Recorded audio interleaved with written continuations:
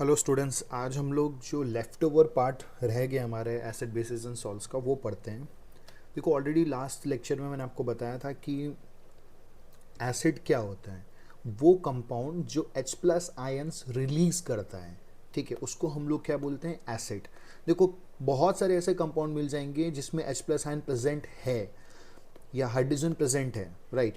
But वो hydrogen के present होने से कुछ नहीं होता। अब जैसे यहाँ पे ग्लूकोज, इसमें हाइड्रोजन प्रेजेंट है, बट क्या ग्लूकोज एसिड है? नहीं। क्यों? क्योंकि इसमें से हाइड्रोजन डिसएसोशिएट नहीं होता। डिसएसोशिएट मतलब टूट के अलग नहीं होता, इसीलिए ये एसिड नहीं है। बट HCl, इसमें भी हाइड्रोजन है, yes, but it is an acid. Why? क्योंकि इसमें से हाइड्रोजन अलग होके क्या देता है, H प्लस आयंस देता है। तो यही सीखे थे हम लोग लास्ट बैच के अंदर कि वो कंपाउंड जिसमें से हाइड्रोजन डिसएसोशिएट हो जाता है वो कंपाउंड्स एसिड कहलाएंगे, और जिससे डिसएसोशिएट नहीं होता है वो बेस कहलाएंगे। ठीक है, हमारा जो आज का टॉपिक है वो है पीएच। पीएच का मतलब क्या होता है? Potential of hydrogen. पीएच का मतलब क्या हुआ? Potential of hydrogen. ठीक है, तो जनरली जो पीएच है वो हम 0 से 14 के स्केल में मेजर करते हैं। ठीक है, 0 से 7 में जिसका भी पीएच आएगा उसको हम एसिडिक बोलते हैं। 7 एग्जैक्ट न्यूट्रल होता है, और 7 से 14 के बीच में जो भी होगा उनको हम बेसिक बोलते हैं। मतलब जिन कंपाउंड्स का पीएच 7 से 14 होगा वो होगा बेसिक। ठीक है, तो अब हम ये देखते हैं कि पीएच का हमारे डेली लाइफ में क्या यूज़ है। सबसे पहला क्या दिया हुआ है, हमारी बॉडी तभी वर्क करेगी जब हमारे बॉडी का पीएच रेंज 7 से 7.8 है। ठीक है, जो एसिड रेन है उसका पीएच है 5.6। ठीक है, फिर क्या दिया हुआ है, प्लांट को भी एक स्पेसिफिक पीएच चाहिए। प्लांट को स्पेसिफिक पीएच इसके लिए चाहिए बिकॉज सॉइल अगर बहुत ज़्यादा एसिडिक होगा ना तो प्लांट ग्रो नहीं कर पाएगा। तो plant also requires a specific pH so as they can grow. Next, हमारे स्टमक में एसिडिटी होती है, मतलब पीएच क्या हो गया, कम। ध्यान रखना, 0 से 7 में एसिडिक होता है, और जब हम 0 से 14 के स्केल में बात करते हैं ना, तो जब हम 0 से 14 की तरफ जाते हैं मतलब हम कहाँ जा रहे हैं, बेसिक कंपाउंड की तरफ जा रहे हैं। यानी कि बेसिक स्ट्रेंथ बढ़ेगा और एसिडिक स्ट्रेंथ क्या होगा, घटेगा। ठीक है, बेसिक स्ट्रेंथ बढ़ेगा और एसिडिक स्ट्रेंथ क्या होगा, घटेगा। इसको और सिंप्लीफाई लैंग्वेज में मैं अगर बोलूँ तो दो कंपाउंड है, एक का पीएच है 1, एक का पीएच है 2। तो ज़्यादा एसिडिक कौन है, 1 ज़्यादा एसिडिक है, 2 क्या है, कम एसिडिक है, या हम बोलेंगे 2 थोड़ा बेसिक है। ठीक है, यही चीज़ मैंने यहाँ पे लिखा हुआ है कि 0 से 14 के स्केल में बेसिसिटी यानी कि बेसिक स्ट्रेंथ बढ़ती है और एसिडिक स्ट्रेंथ क्या होती है, घटती है। राइट, तो मैंने अभी आपको क्या बोला कि स्टमक के अंदर HCl रिलीज होता है। अगर स्टमक का पीएच कम हो गया, अगेन कम हो गया मतलब एसिडिक इन्वायरमेंट क्रिएट हो गया, तो वी फील एसिडिटी। अब इससे बचने के लिए हमें क्या करना पड़ेगा, याद करो लास्ट बैच में क्या पढ़े थे, acid plus base gives salt plus water. हमें इसके इफेक्ट को न्यूट्रलाइज करना पड़ेगा। अगर स्टमक में एसिडिटी हो गया है तो हमें बेस लेना पड़ेगा। याद है ना, बेकिंग सोडा में एंटासिड पढ़े थे। एंटासिड मतलब एंटी एसिड। ठीक है, एंटी एसिड जो एसिड के इफेक्ट को नलीफाई करेगा। वो कौन होगा जो एसिड के इफेक्ट को नलीफाई करेगा, that must be a base. तो हम एंटासिड कंज्यूम करते हैं ताकि हमारे स्टमक की जो एसिडिटी है वो नलीफाई हो जाए। तो जनरली हम एंटासिड में क्या लेते हैं, मिल्क ऑफ मैग्नीशिया लेते हैं। मिल्क ऑफ मैग्नीशिया मतलब मैग्नीशियम हाइड्रोक्साइड। तो यहाँ पे भी पीएच का यूज आया, राइट। यहाँ पे हम पीएच की मदद से हमारे स्टमक की एसिडिटी को ठीक कर पाए। एक और आप देखोगे कई बार बी स्टिंग, ठीक है, मधुमक्खी या अदर जो भी फ्लाइज हैं, वो जब स्किन पे कट करती है, कोई भी तरह का मतलब टच हो गया तो हमें एक सेंसेशन फील होता है, राइट, एक बर्निंग सेंसेशन फील होता है, बिकॉज वो बी या कोई भी अदर फ्लाइज एसिड रिलीज कर देती है हमारे स्किन के ऊपर, एंड उस एसिड की वजह से हमें एक बर्निंग सेंसेशन होता है। अब उससे रिलीफ करने के लिए अगेन हमें एक बेस अप्लाई करना पड़ेगा। ठीक है, बेस अप्लाई करना पड़ेगा ताकि उस एसिड का इफेक्ट क्या हो जाए, नलीफाई।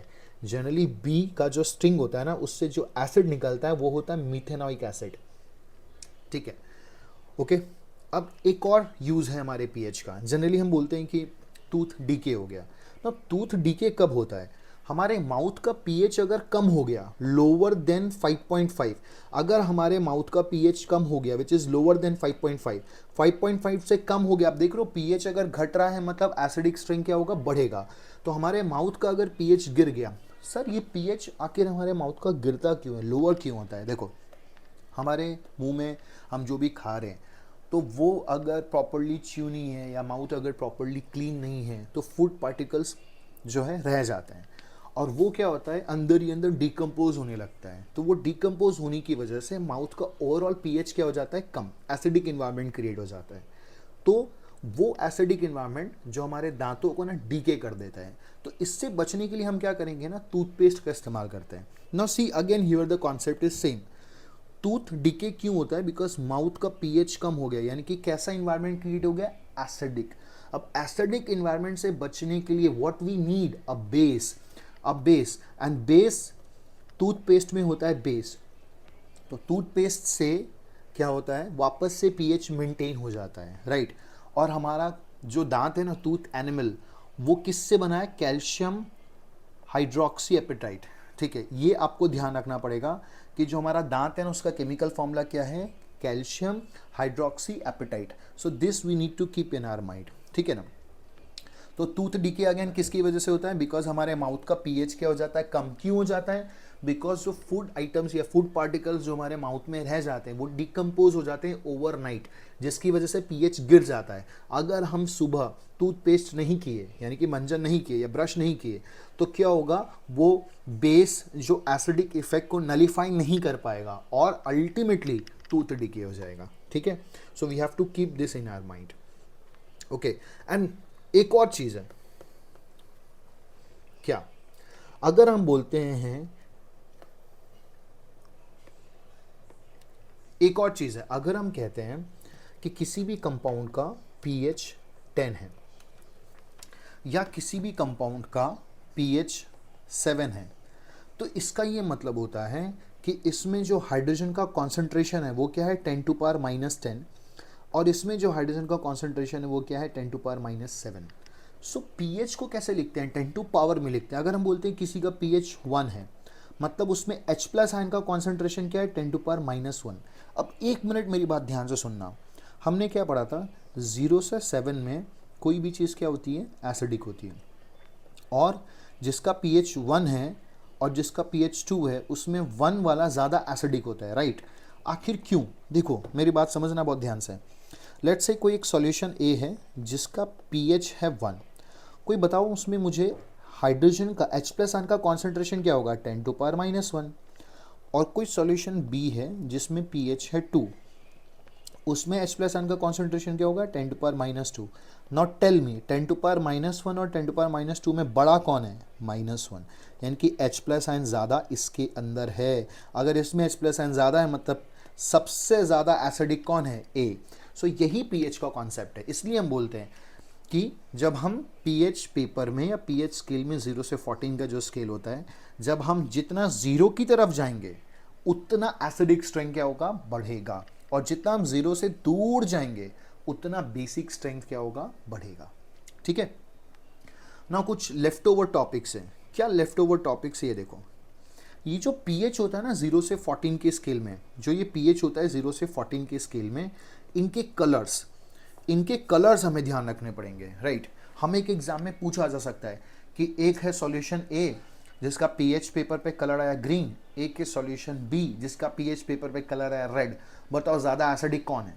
तो कलर से भी हमसे पूछा जा सकता है कि कलर दे के बताओ कि इसका एसिडिक स्ट्रेंथ ज़्यादा है। तो मैंने ना दिमाग लगाया, मैंने क्या किया, सुनना, मैंने बोला 7 कलर होते हैं विबग्योर, है ना, इसको उल्टा लिख दो, इसको उल्टा लिख दो, देखो उसको उल्टा करो, red, orange, yellow, green, blue, indigo, violet, right. 7 colour है और 0 से 14 में कितने नंबर है, 14 नंबर हैं। तो सबको बांट दो, तो 2 2 आएगा सब में, यानी कि 0 से 2 आएगा रेड, 2 से 4 आएगा ऑरेंज, 4 से 6 आएगा ग्रीन, 6 एग्जैक्ट 7 आता है, सॉरी 4 से 6 आएगा येलो, एग्जैक्ट 7 आता है ग्रीन, फिर 8 से 10 आएगा ब्लू, 10 से 12 आएगा इंडिगो, एंड 12 से 14 आएगा वायलेट। तो एग्जाम हॉल में बैठा हूँ और मुझे बोला है कि भैया, मुझे बोला है कि एक कंपाउंड है ए जिसका कलर है वायलेट, तो मैं देखूंगा वायलेट वायलेट वायलेट, मतलब उल्टा करके देखूंगा, इसका पीएच होगा 12 से 14। और एक बोला है जिसका कलर आ रहा है ब्लू, अब ब्लू होता है क्या होगा, विबग्योर को उल्टा करके देखो, ठीक है, उल्टा लिखो विबग्योर को, ROYGBIV। तो ये 0 से 4 0 से 2, 2 से 4, 4 से 6, ये एग्जैक्ट 7 है। फिर 8 से 10, 10 से 12, 12 से 14, तो ये B क्या आया 8 से 10, तो इसका pH क्या आएगा 8 से 10। तो मैं इजीली बोल सकता हूँ कि किसका pH ज़्यादा है, B का pH ज़्यादा है। ज़्यादा एसिडिक कौन है, B, और ज़्यादा बेसिक कौन है, A। तो इस तरीके से कलर बेस्ड आपसे क्वेश्चन पूछा जा सकता है, आप इस तरीके से इसको आंसर कर दोगे, ठीक है। अब कुछ और एडिशनल इन्फॉर्मेशन क्या है, हम लोग लास्ट बैच में पढ़े थे पीओपी। पीओपी में क्या दिखे थे, हल्का सा भी वाटर मॉलिक्यूल के कांटेक्ट में आया तो वो बन जाता है जिप्सम। इसके लिए हम हमेशा पीओपी को कैसे स्टोर करते हैं, एयर टाइट कंटेनर में स्टोर करते हैं, क्योंकि हल्का सा भी मॉइस्चर के कांटेक्ट में आएगा तो क्या बना देगा, जिप्सम। हमने देखा था ना, हर क्रिस्टल में वाटर के मॉलिक्यूल प्रेजेंट है, तो जो भी वाटर के मॉलिक्यूल क्रिस्टल में प्रेजेंट होते हैं ना, उसको हम लोग बोलते हैं वाटर ऑफ क्रिस्टलाइजेशन, ठीक है ना। सी कुछ छोटे छोटे कॉन्सेप्ट्स और हैं जो हमें डायरेक्टली टेक्स्ट बुक से देखने हैं। क्या होगा अगर हम किसी भी सॉल्ट को पानी में मिलाएं, ठीक है। तो देखो कोई भी सॉल्ट है, मान लो ये NaCl है, ठीक है। इसमें जब मैं पानी ऐड करता हूँ ना, तो ये क्या होगा, ये आयंस टूट के अलग हो जाएंगे, इनके बन जाएगा Na+ और Cl-। मतलब हम ये बोलेंगे कि जब हम किसी भी सॉल्ट को पानी में मिलाएंगे तो उस सॉल्ट के जो आयंस हैं वो डिसएसोशिएट हो जाएंगे, मतलब टूट के क्या हो जाएंगे, अलग। और हम कभी भी किसी भी एसिड को पानी में मिलाएंगे, एंड वी नो एसिड में क्या होता है, H+ आयंस। कभी भी हम किसी भी एसिड को पानी में मिलाएंगे, ठीक है, तो ये क्या बनेगा, जोड़ो इस दोनों को, क्या बनेगा, H3O+। तो ये क्या देगा, हाइड्रोनियम आयन देगा, हाइड्रोनियम आयन देगा। और ये reaction highly highly highly exothermic in nature होता है, ठीक है। आप देखो ये सॉल्ट था, इसको पानी में मिलाया तो ये टूट के अलग होगा, Na और OH देगा, देखो Na और OH दिया, ठीक है। अगेन यहाँ देखो ये भी सॉल्ट है, पानी में मिलाया तो क्या देगा, K+ और OH- आयन, टूट के अलग हो गया। अब ये भी देखो सॉल्ट है, अब ज़रा इसमें नोट करना, ये MgOH होल ट्वाइस है, तो एक बार Mg+2 देगा, Mg का चार्ज क्या होता है, +2, और कितने OH है, 2 OH है, तो यहाँ पे देगा 2 OH, देखा। तो ये सॉल्ट्स क्या हो रहे हैं, डिसएसोशिएट हो रहे हैं, ठीक है। और जब भी हम एसिड और पानी मिलाते हैं तो क्या देगा, हाइड्रोनियम आयन। लेकिन एक बात ध्यान रखना, एज आई सेड कि जब हम एसिड को पानी में मिलाते हैं it is highly exothermic in nature. इसके लिए हमेशा में एडवाइस किया जाता है कि हम पानी लें और उसमें थोड़ा थोड़ा एसिड मिलाएं, और थोड़ा एसिड मिलाने के बाद स्टीयर करें।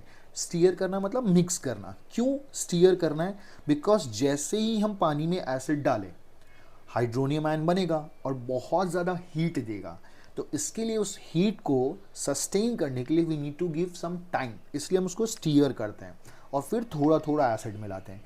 अगर हम एक बार में ही पूरा एसिड मिला दिए या एसिड में पूरा पानी मिला दिए तब क्या होगा, इतना ज़्यादा हीट रिलीज होगा कि हो सकता है कि कंटेनर बर्स्ट हो जाए, बर्न हो जाए या फायर भी हो जाए। इसके लिए it is been advise that we should add acid into water and not water into acid. हमें वाटर को एसिड में नहीं मिलाना, हमें एसिड को वाटर में मिलाना है। अभी ये क्वेश्चन है तो आप क्या बोलोगे, हम वाटर को एसिड में नहीं मिलाते हैं, जब बल्कि एसिड को वाटर में मिलाते हैं, because this reaction is highly exothermic in nature. If we do so it may result to splash out and cause burns. Splash out मतलब एसिड उछल के बाहर आ सकता है, इसके लिए। So this is what we have to write in the answer if the question comes, ठीक है। अब एक बहुत ही छोटा सा कॉन्सेप्ट है इसमें, क्या है, मैंने आपको क्या बोला कि सॉल्ट में जब पानी मिलाते हैं तो क्या होगा, वो आयंस को रिलीज करता है ना, सी, ठीक है ना। इसके अंदर NaOH है तो ऑलरेडी OH है, ऑलरेडी OH आयन का कॉन्सेंट्रेशन है। अगर मैं इसमें बेस मिला दूं तो OH- आयन की कॉन्सेंट्रेशन क्या होगी, बढ़ जाएगी। पर अगर मैं इसमें वाटर मिलाऊं तो OH- आयन की कॉन्सेंट्रेशन क्या होगी, घट जाएगी। तो वही चीज़ है सेम एसिड के साथ भी। कॉन्सेंट्रेटेड एसिड है मतलब H+ आयन का कॉन्सेंट्रेशन क्या है, ज़्यादा, और डाइल्यूट एसिड है मतलब H+ आयन का कॉन्सेंट्रेशन क्या है, कम, राइट। तो यहाँ देखो क्या बोला हुआ है, how is the concentration of H3O+ affected when a solution is diluted. जैसे ही आप डाइल्यूट करोगे तो इसका कॉन्सेंट्रेशन क्या होगा, घट जाएगा। सेम भाई, how is concentration of OH minus ions affected when excess base, अब ऑलरेडी OH है और बेस आप मिलाओगे तो OH की कॉन्सेंट्रेशन क्या होगी, बढ़ जाएगी। और एक बात ध्यान रखना, कोई भी सॉल्ट का जब आप पानी में मिलाते हो तो वो इलेक्ट्रिसिटी क्यों कंडक्ट करता है, क्योंकि सॉल्ट ब्रेक होके क्या देगा, कैटायंस एंड एनायंस। अब चूंकि वो आयंस हैं, दे कैन कैरी चार्ज, तो they can carry charge, that is why they can conduct electricity. ठीक है, तो इलेक्ट्रिसिटी कोई भी कंडक्ट कर सकता है, चाहे वो कोई भी आयन हो, कैटायन हो चाहे एनायन हो, एसिड हो चाहे बेस हो, अगर वो आयनिक फॉर्म में है, चार्ज है, तो वो इलेक्ट्रिसिटी कंडक्ट करेगा ही करेगा। ठीक है, और एक इंपॉर्टेंट चीज़ और है कि जब हम लिटमस पेपर का यूज़ करते हैं तो लिटमस पेपर तभी अपने कलर को चेंज करेगा जब वो सॉल्यूशन एक्वेस है। ड्राई में कभी भी लिटमस पेपर अपना कलर नहीं चेंज करेगा। अब मान लो मैं लिटमस पेपर लेके ना गैस के सामने रख दिया, वो कभी चेंज ही नहीं करने वाला। लिटमस जब तक सॉल्यूशन में डूबेगा नहीं, एक्वेस में से डूबेगा नहीं, तब तक वो अपना कलर नहीं चेंज करने वाला है। तो यहाँ यही बोला है कि जो ड्राई HCl है उसकी वजह से लिटमस का कलर क्यों नहीं चेंज हो रहा, भाई कभी नहीं चेंज होगा क्योंकि ड्राई है इसके लिए। और छोटे छोटे कॉन्सेप्ट्स ये भी हैं कि इंडिकेटर्स क्या होते हैं। इंडिकेटर्स मतलब वो जो अपने कलर को चेंज करके हमें बताते हैं कि कोई पर्टिकुलर कंपाउंड या सब्सटेंस एसिडिक है या बेसिक। ठीक है, जैसे कि वनीला, अनियन, क्लोव, ये सब ऑल फैक्टर इंडिकेटर्स है। ये अपने स्मेल को चेंज करके हमें बताते हैं कि कोई भी पर्टिकुलर चीज़ एसिडिक है या बेस है। ठीक है, so that's all about acid, basis and salts. एक लेक्चर और मैं लूँगा जिसमें मैं आपको इंपॉर्टेंट क्वेश्चंस बताऊंगा कि क्या क्या इंपॉर्टेंट क्वेश्चंस हैं। Thank you.